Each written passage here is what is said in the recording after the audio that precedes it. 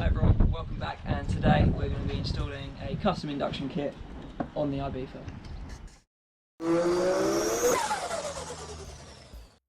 Before we get into this video, first of all, the kit itself has all been bought through Form 7 Performance, so we're building a whole little selection where you can set and buy exactly what you want. If you want blue hoses, red hoses, black hoses, all of that through Form 7 Performance. The link will be in the description below. There'll be a special discount code you can use as well. And yeah, get a really nice looking product, and we'll go through how to install it. The first bit we're going to have to do is remove the airbox. To do that, we're going to take off this clip here, take off the clip at the rear, take out this and unclip this. So we'll show you how to do that.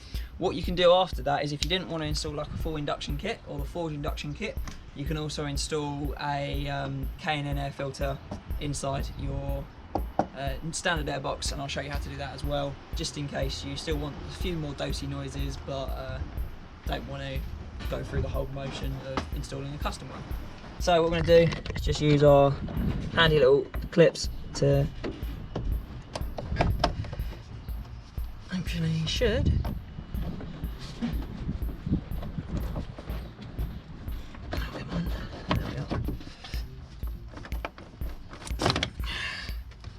hose is off. These little tools are really good because you can just clip it and then that holds it, and you can disconnect and move what you need to. We'll unclip that while we're here because you're gonna have to pop that one off.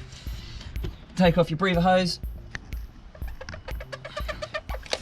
and now to the back of the airbox, which goes down to the tiny little turbo on these cars, down to this clip. Going to move that. Then all you need to do is give the car a little yank. There we are. So you can be quite forceful with it, just pulling the airbox off. So you give that a little yank, as you saw. So this is a T30 bit, and I think that's right. There we are. And you can just unscrew the airbox. Make sure you don't lose the engine bay. Yeah, from the engine. I'll just pop that out of the way, and now it should be, there we are. That is your airbox out. Really simple. So if you were going to install a K&N air filter, all you need to do, use a, what is this, Torx 20, undo all of these screws. So you've got one here, right the way around, and one in the centre. That peels off and you've got your air panel in the centre. It's really as simple as that. Plop it all back in and clip it back together the same way you've just taken it off. So now for the induction bit that everyone is waiting for. So the rough idea is to have a 90-degree coming out of here, a straight piece, and then a 45-degree angle popping us down into here, and then to ensure that we're still getting some airflow, put a intake direction pipe, so like a cold air feed from here into there. You're also going to get all the cold air coming through from the headlight already, so it should in theory keep us nice and cold. The other thing I'm going to do eventually, not in today's video, is build a heat shield to come up and round, just to give it that whole circle of life essentially. So what we've got is a 90-degree, and we've cut off probably about 5, 6, 7 meters off the bottom of it, just so it fits down and sits nice and low. So grab your hose, you're going to come over the induction point here. Let's get around all these other hoses. Make sure we're going on nice. And when that clamps down, that's going to be on there. Oh, so I don't think I can get that any lower. That's looking good. Yeah, looking really nice. So we're just going to gently climb it up very slightly, not going to make it too tight. Also make sure you can get your clamp easy enough. Yeah, always leave your Jubilee clamp so it's easy to get to. Learned that problem far too many times. Cool. And this won't see a huge amount of boost because it's, you know, pre-going through a turbo, so you don't have to really you don't have to worry too much about the silicone hoses popping off, but you're going to make them nice and tight after you've got everything installed. So next piece we're going to use is our straight piece into 45-degree angle. So because I'm just testing to see if this whole kit everything works, I've had to cut mine down myself. Hopefully if we can get the suppliers and everything sorted out, you won't have to cut it down, it'll come in the right length for yourself. So we're going to slide this in. And we're going to get a hose pipe, no, not a hose pipe, a hose clamp to put around there.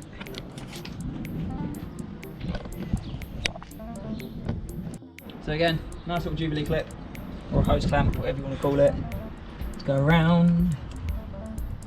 I'm probably going to have it pointing that way. So it's easy to get to, but out of the way. And then I'll have the 45 coming down into here. Now hopefully, if I've measured this right, I should be able to get this pipe right the way up. So that's what we're going to try and do.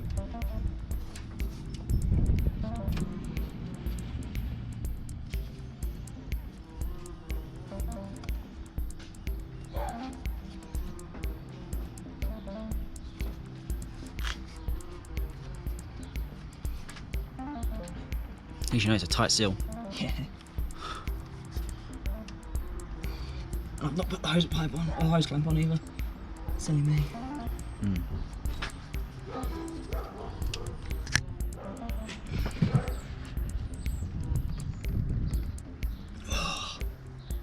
There we are. Woo.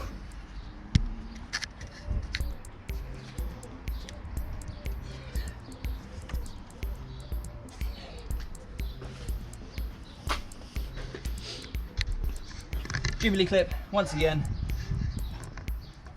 around. I've made a mistake here by not putting it on beforehand. I'm just hoping, I don't think I'm right though, that I can squeeze it along. So as you can see, I've got to put the Jubilee clip on, so let's try this again. All you need to do is nicely slide her in, nice and gentle, and we'll go right the way to touch. Look at that. And hopefully, if we get a nice twist on that, we can. Is it going to bug me that these are the wrong way around? Maybe, I don't know. For now, no.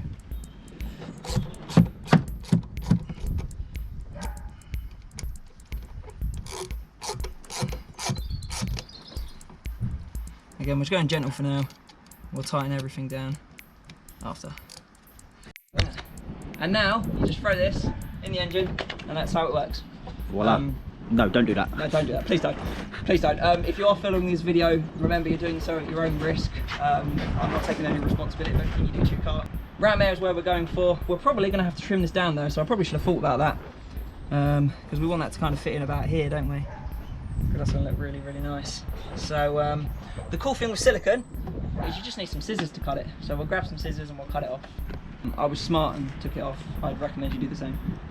I'd also wouldn't cut everything before you start installing it, because you might have a slightly different install process, or it might go slightly differently to the way I'm doing it. So I'd always cut and measure as you're doing it, and essentially just go around quite uncomfortably with your scissors. So we've trimmed down the silicone hose. We're just going to slide our metal pipe in. I found if you can get it off the car, go against something soft and you can just push down, slide it in, and then you just hope that you keep a nice curve right the way around. We've cut it down, we've slid our pipes in, we've slid our pipe in, then you've got your ram air filter, which perfectly goes on. I've gone for the foam one because I prefer the look of the foam one, plus it's slightly cheaper and let's keep the cost down when you're doing a nice DIY project. So that's going to be like that. We're not going to tighten anything down yet, just to make sure we can get everything rotated correctly. We then want to slide up our pipe. That will slide in nicely.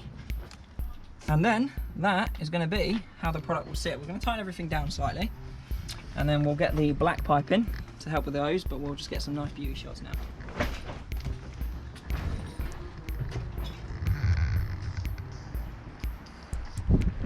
Down the induction kit, we now need to get something over the breather hose, so chuck that on, and that's our little breather hose on. Again, this is just done for now. Eventually we'll do this slightly differently, but for now it's going to be on there. Eventually I'll probably work out getting a little piece of silicone and then have it coming from the breather point straight in to the hose by doing through a little thread. That might be something to come in the future. This is going to be the first start. Before we do that though, there is a slight issue where the hose I brought for this, I didn't measure it properly, it's my fault. So I need to get a smaller diameter, but that's okay because that gives me time to work out how I'm going to support this. So without further ado, let's give it a go.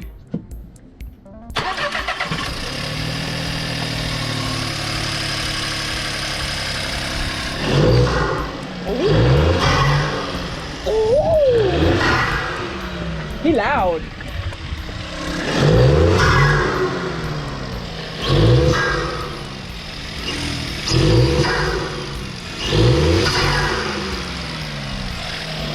So we're back. Been testing it for about a month, 2 months. Found out a couple of things I really want to change. If you come down quickly, you'll see I've zip tied this onto here just so it isn't going to move anywhere. We're going to fix the pipe into here, and we're going to add a little bit of rubber hose to the top. So we've got some hose. We've cut it down. This is like 10 mil, I think, 8 mil hose. Just going to slice along it. Now I've cut that and I'm bleeding everywhere. All we're going to do is quite simply find the little hole we've made on it and fit that over the metal piece. Will be a bit fiddly. What this is going to do is stop any chance of it cutting into the silicone hose that runs along the top.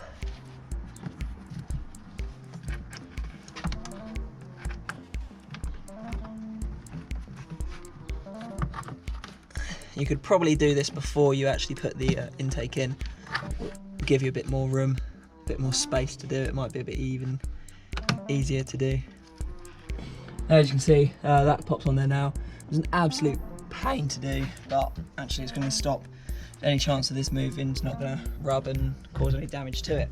The next bit we need is to make sure we're getting the main cold air down into the intake. So I think I'm going to have to route it down under these lines. Like so. And then this will just come around like that. And something like that is what I'm thinking. So it clears the fan, and it's going to put some cold air down for the intake to pick up. Hopefully you can see that. That's the rough idea. It might get moved around. We're going to zip tie it into place, make it nice and tight, or use some bands as well that'll do the same thing. And it just gets air into the right place. When I rebuild, or if I rebuild a heat shield, then I'll probably incorporate this into it, but that's something for a future date. Because I just want to make sure this is tested, running, and running as smooth as it should do before I recommend it out to you guys. So I'm just going to secure this in place, and then I'll let you know. We've put in the cold air feed.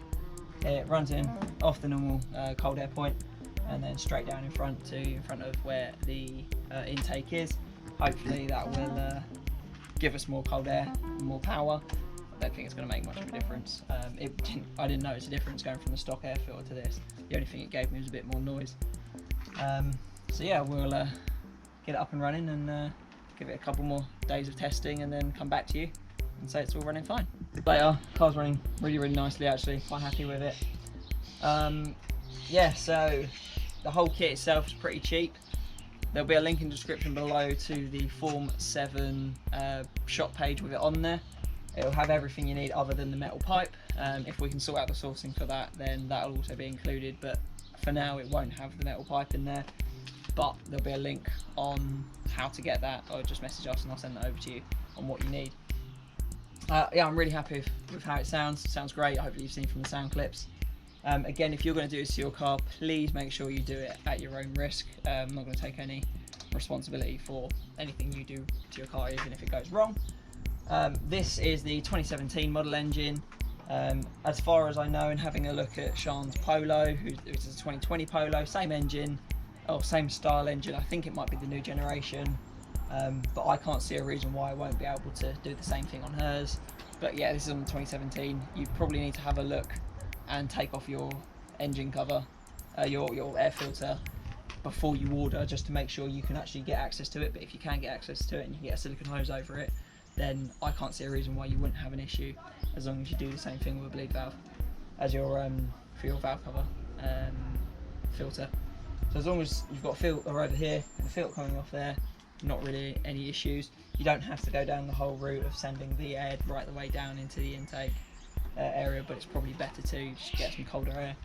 I've not noticed any issues. I run the car for about 2-3 weeks without having the air filter, the cold air point on it. The only thing I've done extra is zip tied it down just to the filter down here, to the line down here, so it's not moving about too much, because I don't want it to catch too much on here and make a hole. Anyway, yeah, I'm really happy with it. Sounds cool. Not really sure what will be next for the Ibiza, if anything. I'm probably going to get a little cover for this, just to dampen the sound a bit better, but also, yeah, it just looks a bit better. Anyway, thank you all very much for watching. Hope you've enjoyed it. It's been a while for this to come out. I know it's been split up across about a month and a half now, but I wanted to test it out and make sure I didn't have any issues before sending it out to everyone else. Anyway, thank you all very much for watching. Please like, comment, rate, subscribe, and I'll see you in the next one.